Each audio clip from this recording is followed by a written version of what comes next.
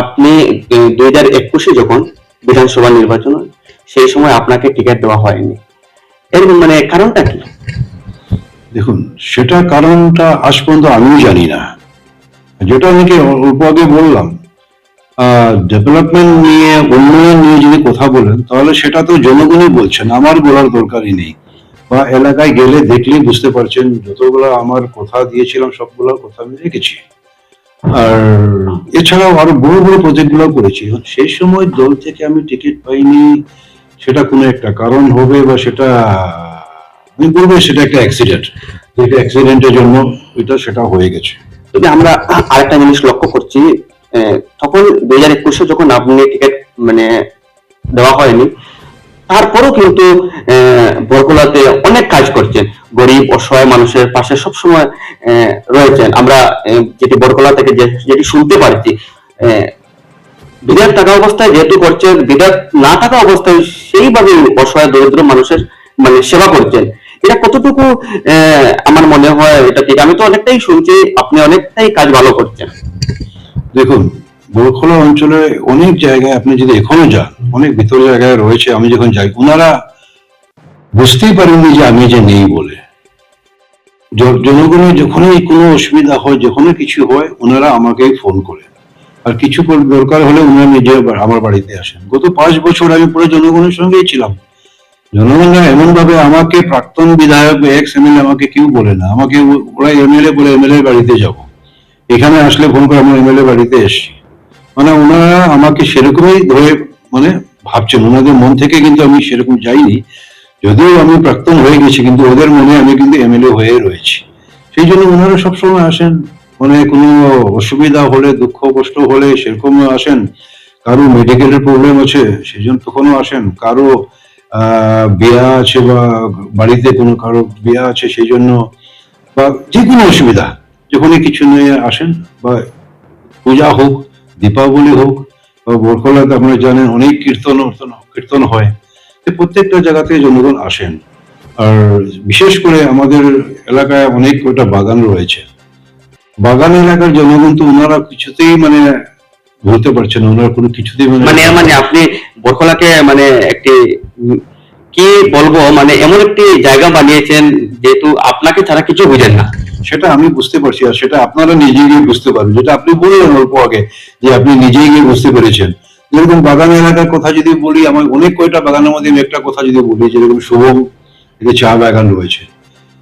আমি যখন বিধায়ক হয়েছিলাম তখন শুভম চা বাগানটা অনেক বড় একটা এলাকা। শুভম বাগানের ভিতর দিয়ে অনেক কয়টা পুঞ্জিও রয়েছে, ওখানে খাসিয়া পুঞ্জিও রয়েছে, কার্বি পুঞ্জি রয়েছে, অনেক বড় এলাকা রয়েছে। আর ওই বাগানে যাওয়ার জন্য মেইন একটা ব্রিজ ছিল, আরসিসি ব্রিজ ছিল একটা, ওই ব্রিজটা ভাঙা ছিল, তখন কমিউনিকেশন ছিলই না। আর ওই এলাকায় যখন আমি গেছিলাম, ওই এলাকার জনগণ আমাকে একটাই কথা বললেন, যে আমাদের কিছু লাগে না, আমাদের এই ব্রিজটা দরকার। এই ব্রিজটা দরকার, যদি শুকনোর দিনে ওরা নিচে দিকে জলের দিকে বেরিয়ে যায়, কিন্তু বৃষ্টির দিনে তো যাওয়া অসম্ভব। তখন আমি ওদেরকে বলেছিলাম ঠিক আছে, সেটা আমি করে দেবো। আর বাগানের ভিতরে গিয়ে দেখেছি কোনো রাস্তা বা কিছু, বা ভিতরে যে ছোট ছোট ব্রিজ অনেক কয়টা খারাপ অবস্থায় ছিল। আর শুভম বাগানে ইলেকট্রিক ছিল না, অনেক জায়গায় ম্যাক্সিমাম এরিয়ায় মানে বিদ্যুৎ ছিল না। আর ভিতরে পুঞ্জি এবং পুঞ্জিগুলাতে বিদ্যুৎ থাকার প্রশ্ন নেই, সেখানে ছিল না। সেই শুভম বাগানে আপনি দেখতে পাবেন, আজও গেলে দেখতে পাবেন, যে প্রথম থেকে ব্রিজটা শুরু করে ভিতরে অনেক কয়টা আরসিসি ব্রিজ, কয়েকটা আরসিসি ব্রিজ বানানো হয়েছে।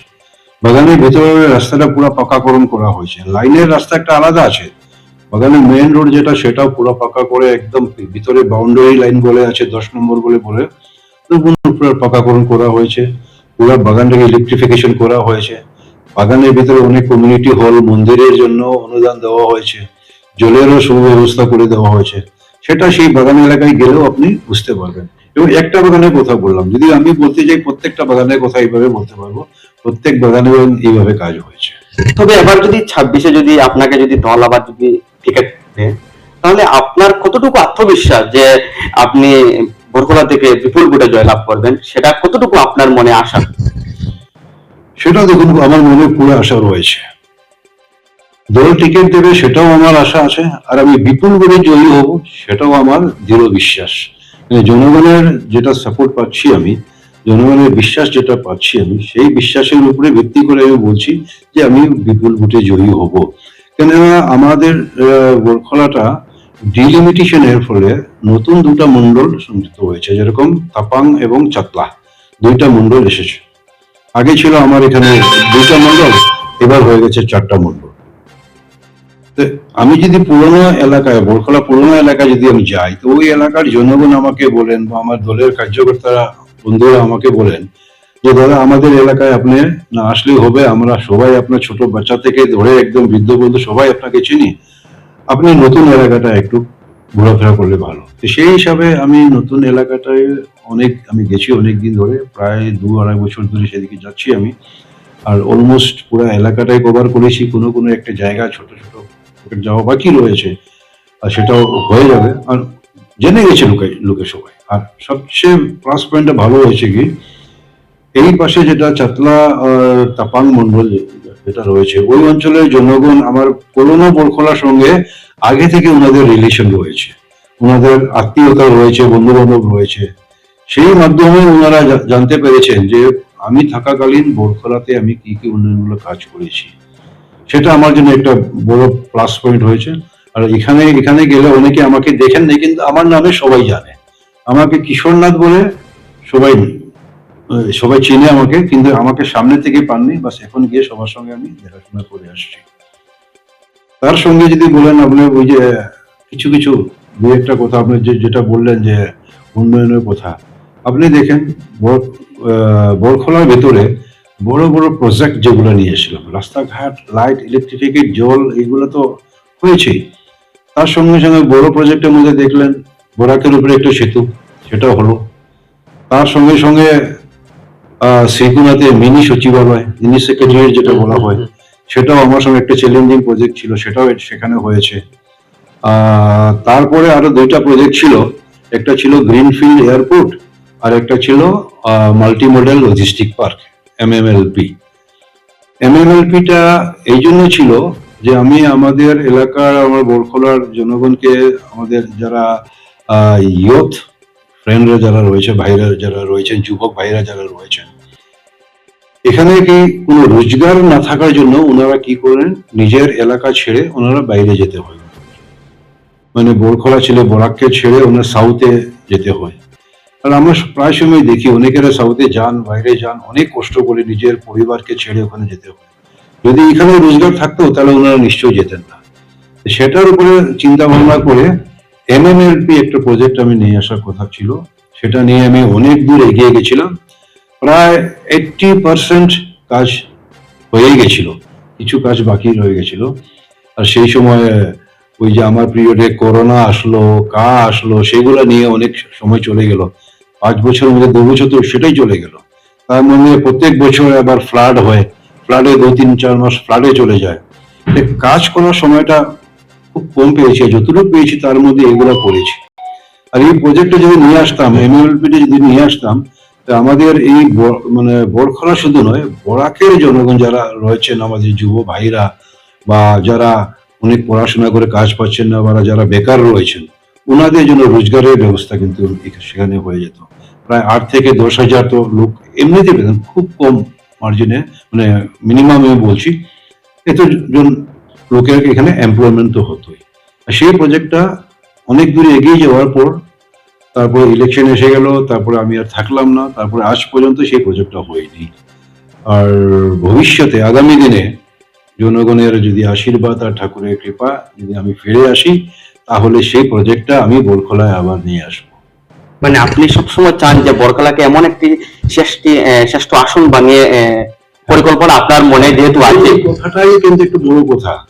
আপনি আমার আজ থেকে 5-7 বছর আগে বিধায়ক থাকাকালীন বা বিধায়ক হওয়ার আগেরও আপনি যদি আমার কোনোদিন বক্তব্য শুনেন, প্রায় বক্তব্যের মধ্যে আমি সেটাই বলি যে বরখলাটা কাছাড়ের মধ্যে 7টা সমষ্টি আছে, তার মধ্যে সবচেয়ে পিছপড়া।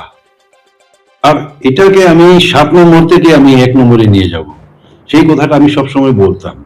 আর সেটা আমি অলমোস্ট করেই দিয়েছিলাম, অল্প বাকি রয়ে গেছিল। কেননা আপনি দেখতে পাচ্ছেন বরাকের উপরে বৃষ্টিও হয়ে গেছে, বরখলার সঙ্গে শিলচর সংযুক্ত হয়ে গেছে, টাউনের সঙ্গে হয়ে গেছে। ওই মানে আমাদের বরখলা সাইডটা এখন মিউনিসিপ্যালিটিতে এসে যাচ্ছে, অনেকটা এরিয়া আসবে বা এসে যাচ্ছে। তার সঙ্গে সঙ্গে সেখানে অনেক কিছু প্রজেক্ট নিয়ে আসা হয়েছিল, যেরকম বললাম আপনাকে MMLP, গ্রিনফিল্ড এয়ারপোর্ট, তারপর এখানে একটা হসপিটাল একটা আনার কথা ছিল। এছাড়া আরো কিছু কিছু ছিল, মিনি সেক্রেটারিটা তো সেখানে তো হয়ে গেল। ওরকম যদি সবকিছু চিন্তা করি তাহলে কিন্তু বরখোলাটাকে আমি অলমোস্ট নিয়ে এসে গেছিলাম।